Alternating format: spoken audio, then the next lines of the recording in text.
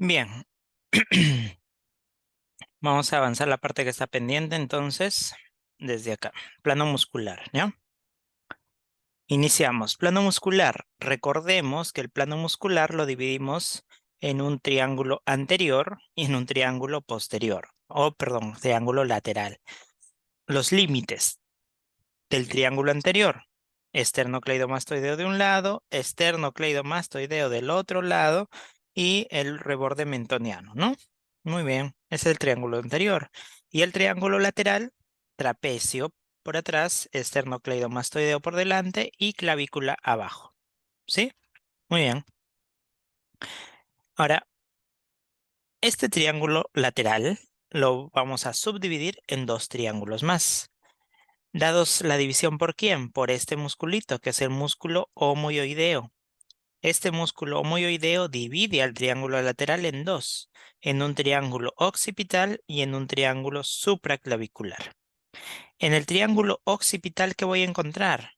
Voy a encontrar al nervio espinal, que es el onceavo par craneal, y el onceavo par craneal va a inervar a dos músculos, a los músculos extrínsecos, al esternocleidomastoideo y al trapecio. Ya, ese es el nervio espinal. ¿Qué más encontramos en este triángulo occipital? Vamos a encontrar la arteria cervical transversa, que en un momento vamos a ver sus ramas.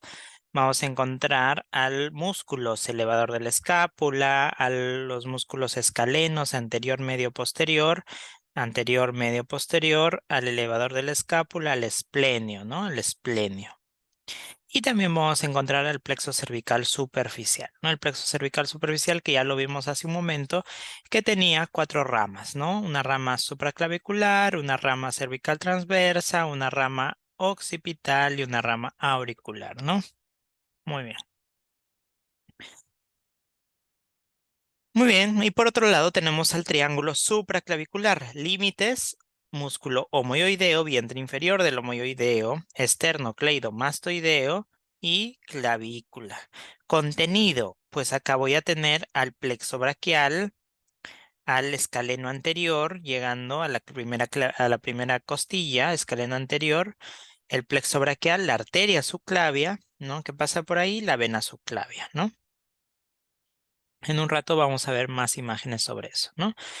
Entonces, muy bien, tenemos al triángulo lateral entonces subdividido en dos, triángulo occipital y triángulo supraclavicular gracias al vientre inferior del homoioideo. Homoioideo. Y acá está el nervio espinal, ¿no? Este nervio espinal que viene el onceavo par craneal y va a inervar a lo que es el músculo esternocleidomastoideo y el trapecio. Nervio espinal era parte del contenido del triángulo occipital, ¿no? Listo. Ahora, dentro de los triángulos del triángulo anterior, este triángulo anterior se va a subdividir en cuatro triángulos. Vamos a tener al triángulo digástrico. Acá para eso hay que conocer que acá está el músculo digástrico. ¿Por qué digástrico? Porque tiene dos vientres, un vientre anterior y un vientre posterior que se sujetan de una polea hacia el hueso ioides. Entonces el digástrico posterior viene desde la apófisis mastoides o del surco digástrico que está por delante de la apófisis mastoides. Entre la apófisis mastoide y la apófisis tiloide, ahí hay un surco digástrico. En ese surco digástrico se inserta el vientre posterior del digástrico y va hacia la parte anterior, hacia por debajo de los tubérculos Henle que hay ahí. Más adelante lo vamos a conocer también. Entonces está el músculo digástrico sostenido por una polea hacia el guioides. Este músculo digástrico, digástrico posterior, digástrico anterior y el borde mentoniano van a formar el triángulo digástrico. Por delante vamos a tener a digástrico de un lado, digástrico de otro lado y vamos a tener al hueso yoides abajo. Eso también se va a formar un triángulo y se va a conocer como el triángulo submentoniano. Después, miren, vientre posterior del digástrico, vientre superior del homoioideo y esternocleidomastoideo, este triángulo que es el triángulo carotidio, cuyo contenido pues será la arteria carótida. Y por último, el triángulo muscular, formado por el vientre superior del homoioideo, el esternocleidoioideo y el esternocleidomastoideo. contenido las vísceras del cuello, ¿sí? Acá hay otra imagen, miren, una imagen anterior. Acá tenemos el triángulo digástrico formado por los dos vientres del digástrico y el borde mentoniano, triángulo digástrico. Triángulo mentoniano o submentoniano formado por los vientres anteriores del digástrico de un lado y del otro lado y el hueso yoides, el triángulo submentoniano, donde va a haber ganglios linfáticos. También vamos a tener al triángulo carotidio delimitado por el vientre posterior del gástrico, el vientre superior del homoyoideo y el esternocleidomastoideo, cuyo contenido pues será las ramas de la arteria carótida externa, el triángulo occipital que ya lo vimos anteriormente, el triángulo supraclavicular que está dividido a uno de otro por el, el por el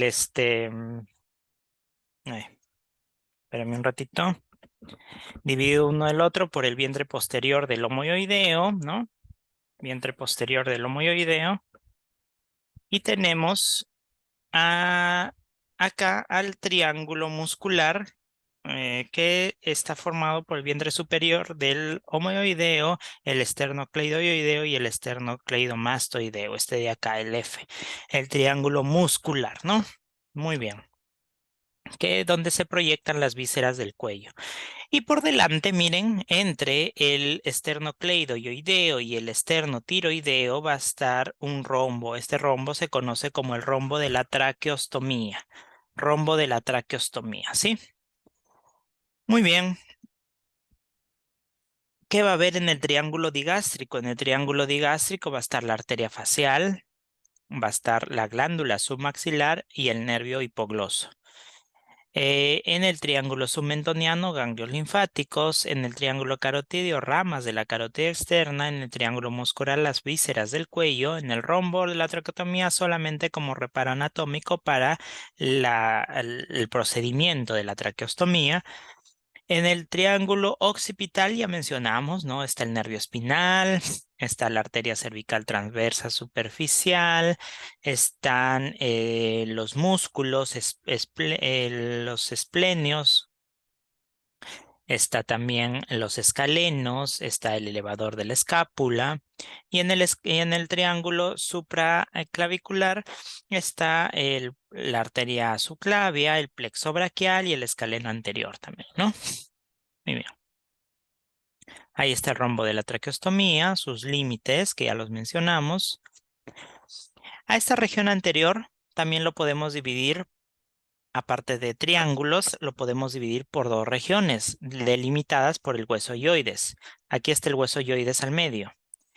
Todo lo que está hacia abajo del yoides será región infrayoidea. Todo lo que está hacia arriba del yoides será región suprayoidea.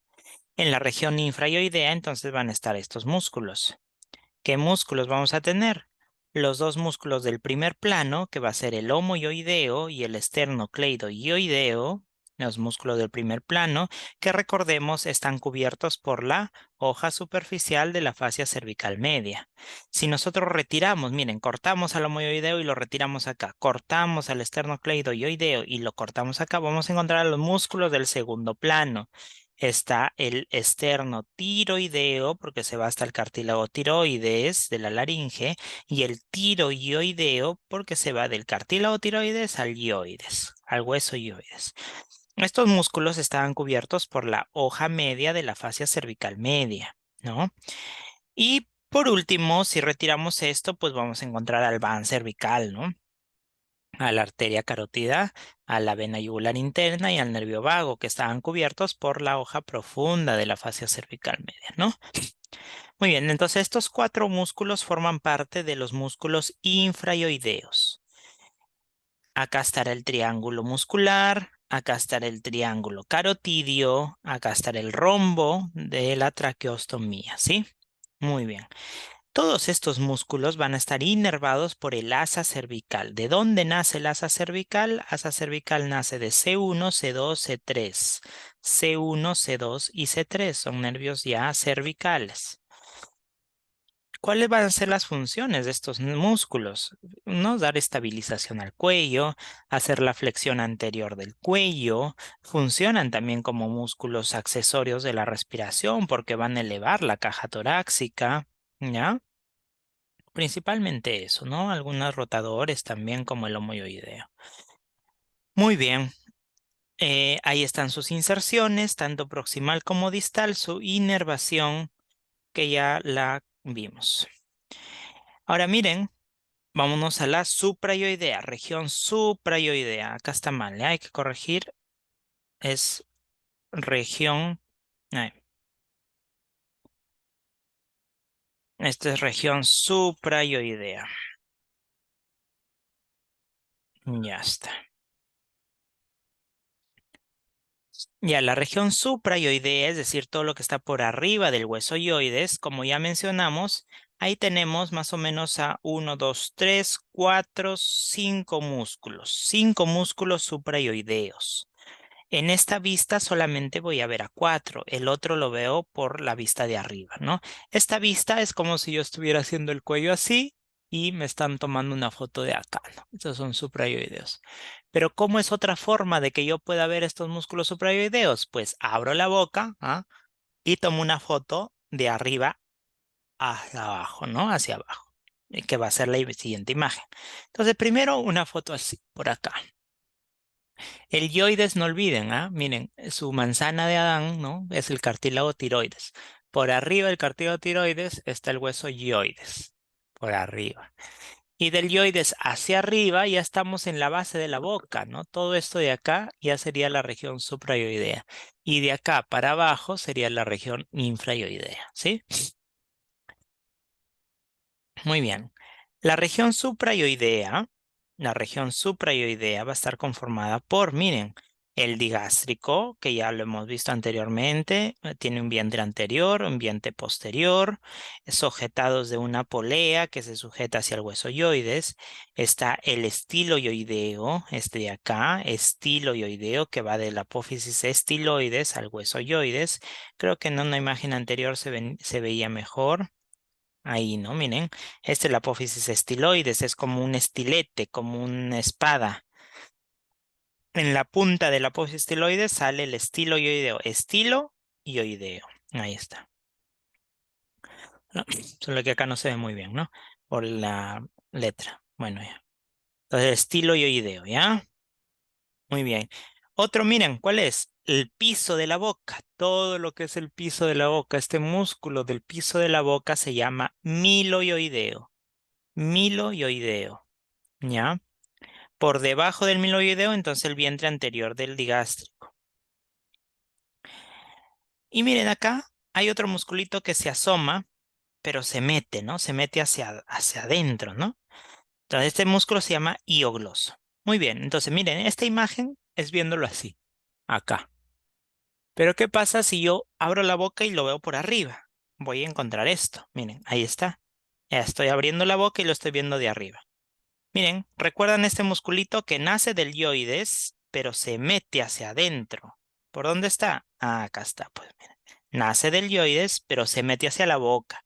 Claro, ¿por qué? Porque este músculo se llama iogloso, porque viene del hueso yoides hacia el gloso. ¿Qué es gloso? Lengua. Todo lo que escuchen con gloso se van a estar refiriendo a la lengua. Nervio hipogloso, lengua. Músculo geniogloso, lengua. Músculo iogloso, lengua. Músculo estilogloso, lengua. Ya, todo lengua. El gloso, lengua. Muy bien. Y esta también es una vista superior del miloioideo. Acá lo estaba viendo por abajo, miloioideo, y acá lo estoy viendo por arriba, miloioideo. Y miren, ¿quién está por debajo del miloioideo? El vientre anterior del digástrico, ¿cierto? ¿Quién está por encima del miloioideo? Este musculito. Recuerden posición anatómica. Abajo, arriba. Abajo, arriba. ¿Quién está por encima entonces del miloioideo? El genioideo. Genioideo, de las apófisis geni al hueso yoides. Muy bien. Estos músculos de acá, chicos, los infrayoideos, todos eran inervados por el asa cervical, ¿cierto? Miren, ahí está. Todos inervación, asa cervical. C1, C2, C3, C1, C2, C3. Todos. Los suprayoideos, en cambio, el único suprayoideo que es inervado por el asa cervical es el genioideo. El único. Inervado por el asa cervical, el genioideo. Los otros dos, los otros cuatro, el estiloioideo, el miloioideo, el digástrico y el iogloso, los cuatro, estiloioideo, genioideo, no, perdón, estiloioideo, miloioideo, digástrico, iogloso, los cuatro son inervados por otros nervios. Miren, el vientre posterior del digástrico va pegadito al estiloioideo. Por lo tanto, hay un solo nervio que inerva los dos. ¿Cómo se llama el nervio que inerva ambos? El nervio estiloioideo. ¿Rama de quién es el nervio estiloioideo? Rama del nervio facial. Ya, rama del nervio facial. Entonces, el nervio facial, que es el el séptimo par craneal, bota una ramita estiloioidea que va a inervar al músculo estiloioideo y al vientre posterior del digástrico. Por otro lado, miren, el miloioideo va juntito al vientre anterior del digástrico. Ajá, entonces, ¿quién inerva a esos dos músculos? A esos músculos lo va a inervar el nervio miloioideo. Nervio miloioideo. Va a inervar al miloioideo y al vientre anterior del digástrico. ¿Rama de quién es el miloioideo? Rama del quinto 3, que es un nervio mixto, sensitivo y motor. El quinto par craneal es el nervio trigémino, porque trigémino tiene tres porciones, quinto 1, quinto 2, quinto 3. El quinto 1 y el quinto 2 son sensitivos. El quinto 3 es mixto. Va a servir para sensibilidad, pero también va a servir como un nervio masticatorio, o sea, para todos los músculos masticatorios. Dentro de esas ramas motoras, una de ellas es el miloioideo. Antes de que el nervio rama del quinto 3, que se llama dentario inferior, ingrese a la mandíbula, bota su ramita miloioidea. Y acá lo tengo, ¿no? Miren, este es el quinto 3. Este es el nervio dentario inferior. Antes de que el nervio dentario inferior, este es el quinto, el nervio dentario inferior. Antes de que el nervio dentario inferior se meta a este agujero mentoniano, o también llamado agujero eh, mandibular inferior, antes de que ingrese ahí, bota esta ramita, que es el nervio miloioideo. Y este nervio miloioideo baja, miren, baja por debajo del miloioideo. ¿Por qué? Porque se va a inervar al vientre anterior del digástrico y al miloioideo, uno de cada lado, ¿no? Entonces, no hay un nervio que se llame digástrico, ¿no? No. El vientre posterior del digástrico está inervado por el nervio estiloioideo y el vientre anterior del digástrico está inervado por el nervio miloioideo, o sea, de pasito, ¿no? De pasito. El miloioideo rama del quinto 3, el estiloioideo rama del facial. Ya, no se olviden, chicos. Otro, el iogloso. El iogloso, ya cuando ya hablan de glosos que van a la lengua, son inervados por el nervio de la lengua. ¿Cuál es el nervio de la lengua? El hipogloso, que es el nervio, el doceavo par craneal. El doceavo par craneal, ¿ya? Y el genioideo, no se olviden, es el único inervado por el asa cervical. C2, C3 y C4. Perdón, C1, C2 y C3. Muy bien. Allá. Miren, miloioideo, base de la lengua. Acá está el yoides atrás. Ahí, ¿ya?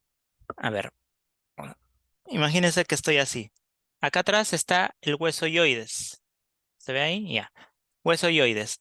Base de la boca está el miloioideo, pero del hueso yoides hacia la lengua sale el genio, perdón, el iogloso, ¿no? Iogloso, que es este de acá, ¿no? Este nervio de acá. A ver, lo voy a señalar con el puntero. Este músculo, perdón. El iogloso, acá está. Entonces está en la base de la lengua el miloioideo y por arriba está saliendo de atrás hacia adelante, ¿no? Así, el iogloso hacia mi lengua, ¿no? Hacia mi lengua. Entre los dos se forma un espacio, ¿no? Ahí. En la base de la lengua, que es el miloioideo, y el iogloso que se va a ir a mi lengua. Ahí está mi lengua. Entre los dos se forma un espacio. Ese espacio se conoce como el hiato iogloso miloioideo. Hiato, todo lo que sea hiato es espacio. Hiato iogloso miloioideo. Y ese hiato es importante porque va a tener un contenido. ¿Cuál va a ser el contenido? Miren, ahí está la glándula submaxilar con su prolongación anterior. Está el conducto de la glándula submaxilar. Está el doceavo par craneal, que es el nervio hipogloso, y están las venas sublinguales, ¿no? Importante también saberlo, ¿sí? Muy bien, vamos a hablar en irrigación de cuello de dos sistemas. Uno es el sistema subclavio y el otro es el sistema carotidio. Este es el sistema subclavio y luego vamos a ver el sistema carotidio, ¿sí? El sistema subclavio, es decir, todas las ramas que provienen de la arteria subclavia. ¿Cuáles son estas ramas? Está, miren, una ramita primera, la arteria mamaria interna, que baja, que se va a ir por el borde lateral del esternón, ¿ya? Otra ramita hacia arriba, arteria vertebral. Miren qué hace la arteria vertebral. Sube, sube, sube, sube e ingresa al agujero transverso de C6. Este C6, este C7 y este es T1. ¿Por qué sé que es este T1, profe? Porque miren quién sale. Sale la primera costilla. La primera costilla. Allá. Entonces, este C7, sí, es C7. ¿C7 tiene agujero transverso? Sí, tiene agujero transverso. Pero ¿y por qué el nervio entonces no ingresa a partir de C7? Porque no, pues lo puentea. Ingresa recién a partir de C6. Que entonces el agujero de la C7 por las. No necesariamente. Por ahí va a ingresar un plexo simpático. Pero la arteria vertebral específica recién va a pasar a partir de C6 y va a subir. Va a pasar por el agujero C6, agujero transverso C5, C4, C3, C2, C1, canal vertebral y se va a unir de un lado con el otro lado y van a formar la arteria basilar. Y esa arteria basilar va a estar ya en el tronco cerebral. Y de la arteria basilar van a salir las arterias cerebrales posteriores. Entonces, chicos, este, miren, esta ramita vertebral es importante y nace de la arteria subclavia, una de las primeras ramas de la arteria subclavia. Va a dar el 20% de aporte sanguíneo al cerebro. El otro 80% la va a dar, pues, la arteria carótida. Pero ojo, esta arteria vertebral va a ir hacia el tronco cerebral, va a ir hacia cerebelo y va a ir hacia la parte posterior del cerebro. Si hay alguna lesión a nivel de las vértebras cervicales, específicamente de las apófisis transversas, y estas ocasionan que la arteria vertebral se seccione, entonces esa zona del tronco cerebral se va a quedar sin irrigación. ¿Y qué hace el tronco cerebral? El tronco cerebral están todos los núcleos vitales, pues. Está el núcleo amnésico, está el núcleo de la respiración, el núcleo de la coordinación de la presión, núcleo de la coordinación de la frecuencia cardíaca, etcétera. Entonces es importante tener en cuenta, ¿no? Esta arterita. Muy bien, otra arteria, arteria costocervical, arteria o tronco tirocervical. Importante el tronco tirocervical porque de ahí van a salir varias ramas. Arteria supraescapular, va a salir también la arteria cervical transversa profunda, arteria cervical transversa superficial, propiamente dicha, arteria cervical ascendente y la arteria tiroidea anterior. Entonces, como ven, salen varias ramas, ¿ya? De la arteria tirocervical, ¿sí? Muy bien, aprenderlas nada más. Región esternocleidomastoidea es la región delimitada por el músculo esternocleidomastoideo. Miren, por el borde posterior del tercio medio ya vimos que sale el plexo cervical superficial, ¿no? Este plexo cervical superficial tenía una rama occipital, una rama auricular, por acá estará la rama cervical transversa y por acá las ramas supraclaviculares, ¿no? No se olviden que nace en C2, C3, C4, ¿no? Muy bien. ¿Qué más? Si yo saco al esternocleidomastoideo, ¿qué voy a encontrar por detrás? Pues la arteria carótida, la vena yugular interna y el nervio vago. A ver, ahí está. Si yo retiro, voy a encontrar al van, arteria carótida común, que luego se divide en interna y externa, a la vena yugular interna y acompañando en todo su transcurso, tras su recorrido, el nervio vago, que va a ir hasta las vísceras abdominales, ¿no? Por eso también se llama neumogástrico, ¿no? Bueno, ok, entonces, importante, miren, la vena yugular interna, ¿dónde nace? Nace aquí, en el seno sigmoideo que recoge la sangre venosa de todo el encéfalo. Y nace ahí la vena yugular interna, baja verticalmente y se une a la vena subclavia para formar el tronco venoso brachiocefálico del lado derecho y la vena innominada del lado izquierdo. Ambas se unen y forman la vena cava superior. ¿Ya? La arteria carótida, miren, la arteria carótida hacia el lado, hacia el lado derecho sale como tronco arterial brachiocefálico y hacia el lado izquierdo sale como arteria carótida común y arteria subclavia, cada una por separado. El tronco arterial brachiocefálico luego se divide en la arteria subclavia derecha y en la vena carótida, perdón, en la arteria carótida común derecha, ¿no? Y posteriormente esta carótida común se dividirá pues en carótida externa y carótida interna. Ahí está, ¿no? Carótida común, el seno carotidio, donde hay una gran cantidad de varoreceptores para ver las diferencias de presiones, ¿no? Sanguíneas o incluso alteraciones de osmóticas, ¿no? Etcétera. Y se va a dividir en arteria carótida externa y carótida interna. La carótida interna, pues, seguirá su recorrido hasta el cráneo y la carótida externa sí dará ramas para todo el cuello y también para la cara.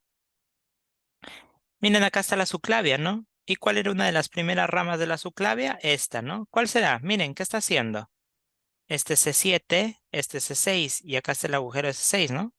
Se mete al agujero C6, cruza el agujero C5, C4, C3, C2, C1 y luego se une con el otro lado para meterse al cráneo como arteria basilar, ¿no?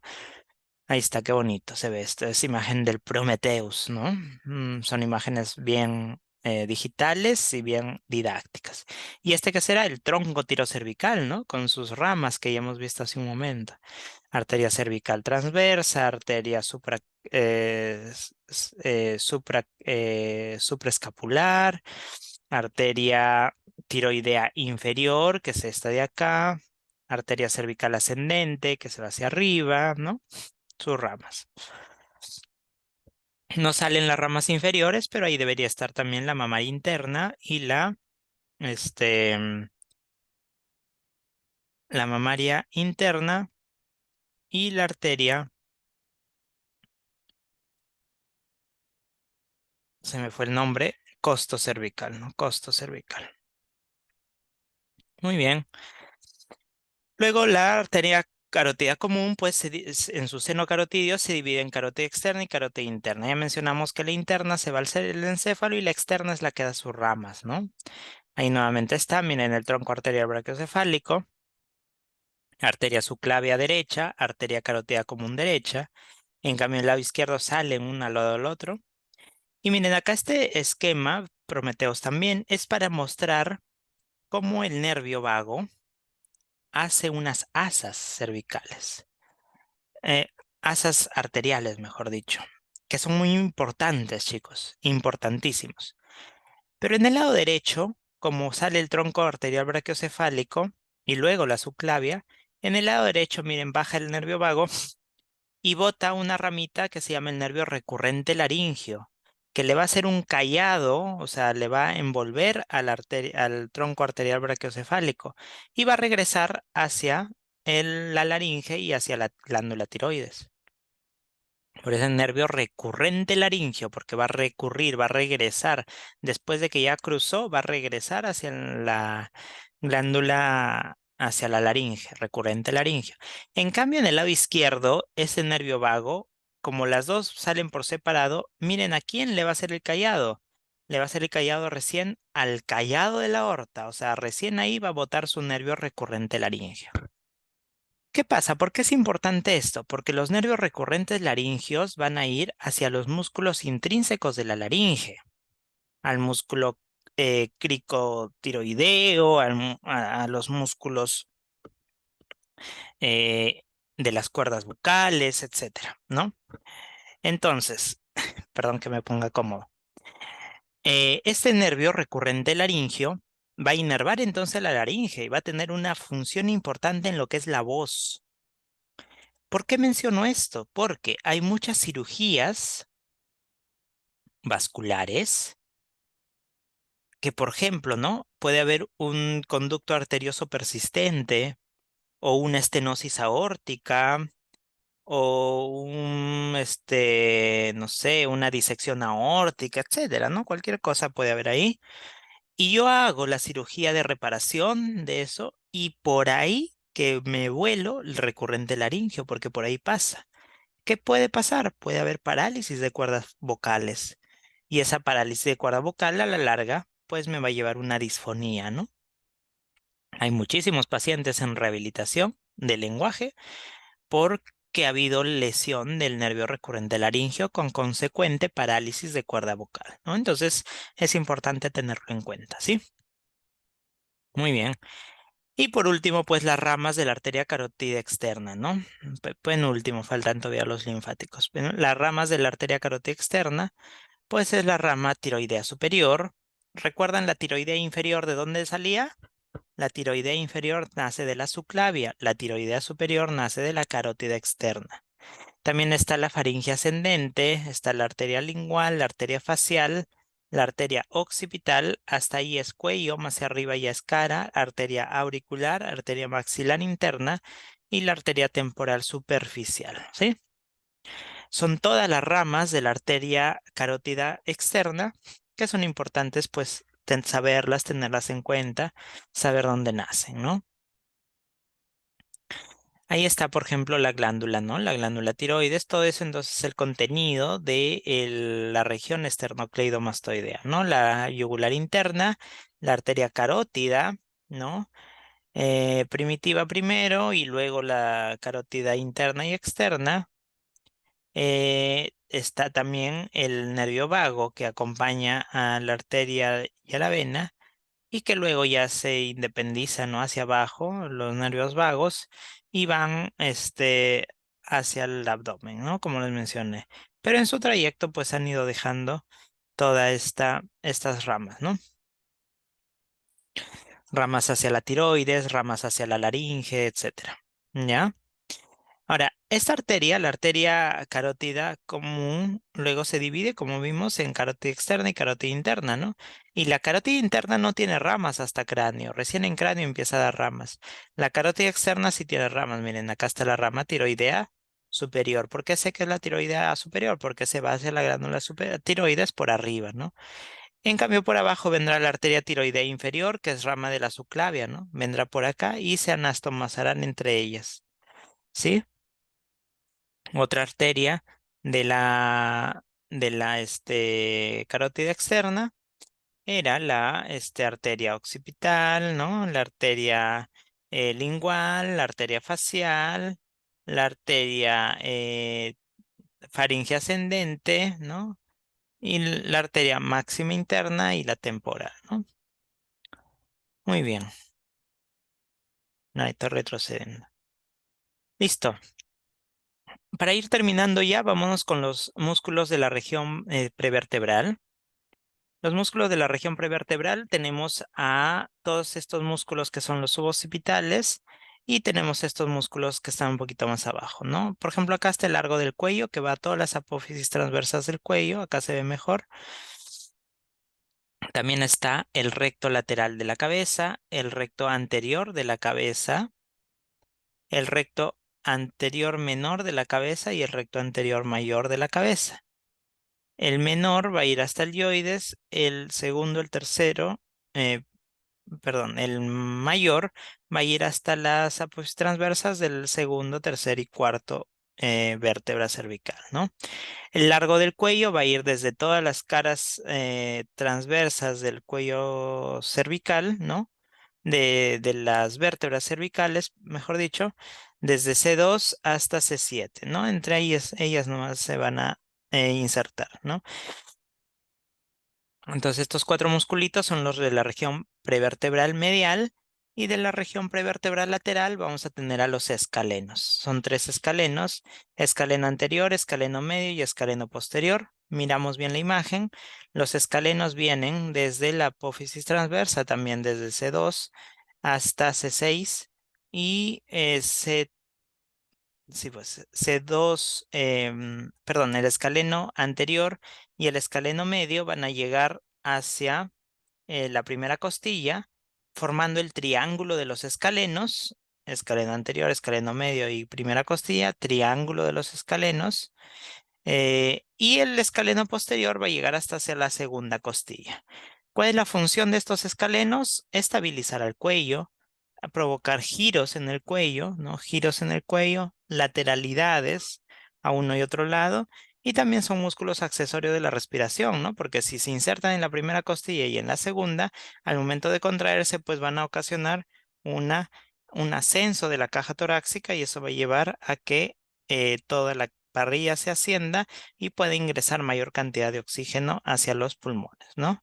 Ahí está el triángulo de los escalenos, escaleno anterior medio, y por el medio va a pasar el plexo braquial y la arteria subclavia.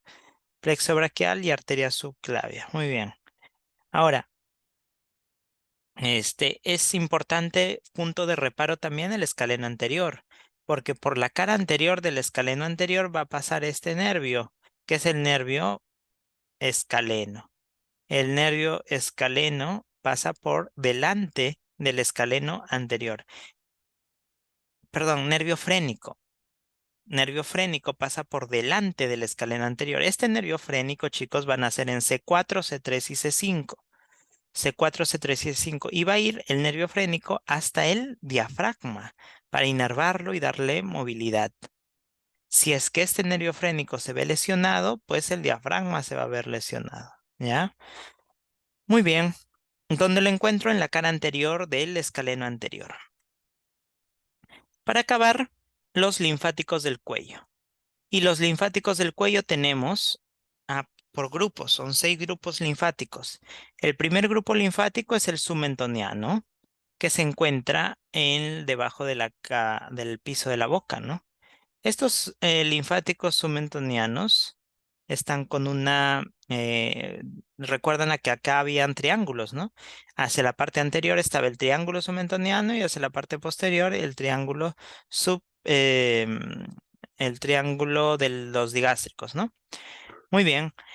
En toda esta zona va a estar el grupo linfático número 1, el 1A en el triángulo mentoniano y el 1B en el triángulo digástrico. Es el grupo 1.